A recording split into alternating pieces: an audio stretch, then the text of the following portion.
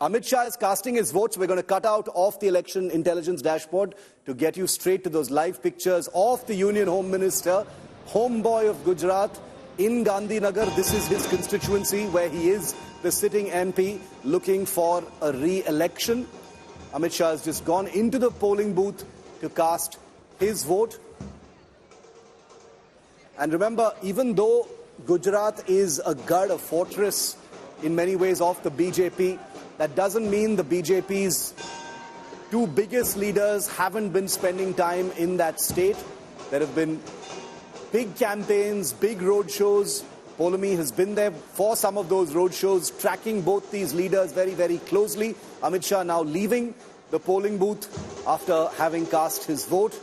Prime Minister Modi will be arriving shortly. There's likely to be a photo op of both the leaders. Remember, Prime Minister and Amit Shah are two leaders closer to each other than anyone else, politically speaking. The two of them have seen decades of political rise together.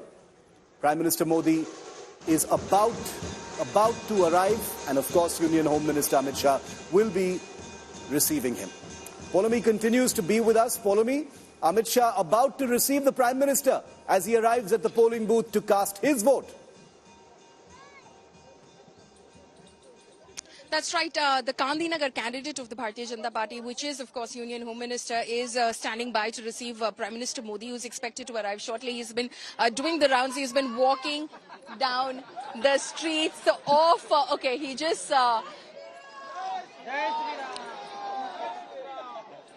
slogans of Jai Shri Ram. Someone just called out to him. It was a very sort of a quiet...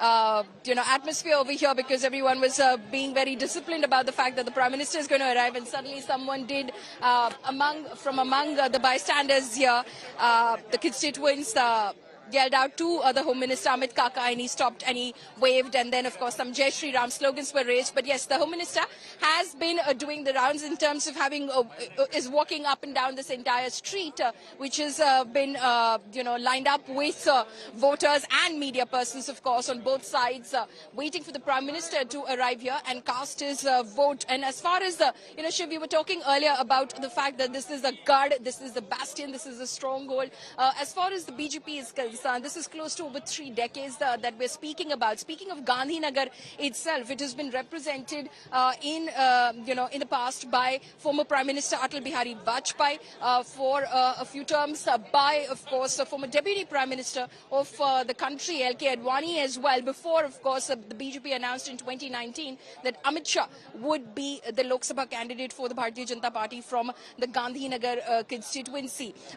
We've had the opportunity to, of course, follow Mr. Shah on the campaign trail here in his constituency, and he seems to, know many of the voters over here in this constituency, because, like I said, his political career has been very much in this very constituency, where he's, gone from a party karyakarta to, of course, a Pana Pramukh, to then, of course, representing the constituency in the State Assembly, and then subsequently in the Lok Sabha as well. He, in fact, is still, still Pana Pramukh as far as, one of the booths here is concerned. So there are at least 30 electors, voters that he is, got charge of in this very constituency. So it is his responsibility to ensure that he interacts with them, ensure that they go out and cast their vote, and of course, hoping that they cast their vote in favor of the Bharatiya Janata Party, which he did. When he came here on that one day, as per his responsibility on paper, for sure, he interacted and met with those 30 voters. He then told us that 28 of them said that they will be here and they will cast their votes on May 7th. He said 2 of them had planned summer vacations, but I've requested them to postpone their summer vacations, just stay by for 1 day, cast their vote, and then leave for their summer vacations. So that is how, of course, the BJP the system works really. The Home Minister still is in charge of one booth, and it was his responsibility to ensure that he went ahead and approached each of those voters in order to seek votes for the Bharatiya Janata Party.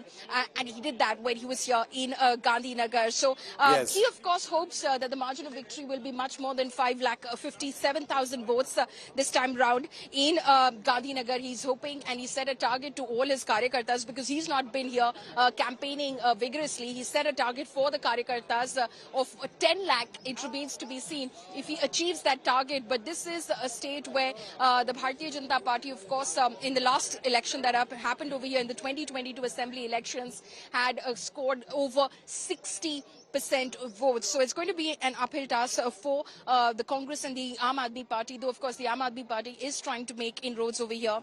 They've had their top leaders, including Punjab Chief Minister Bhagwant Mann, Sunita Kejriwal, contesting, because they have a lot of hopes from Bharuch, from where Chetar Vasawal, like I said, is contesting in this election. They have candidates in 2 seats as far as the seat sharing arrangement with the Congress is concerned. Congress contesting 24, AAP contesting 2, which is Bharuch and Bhavnagar. Shiv.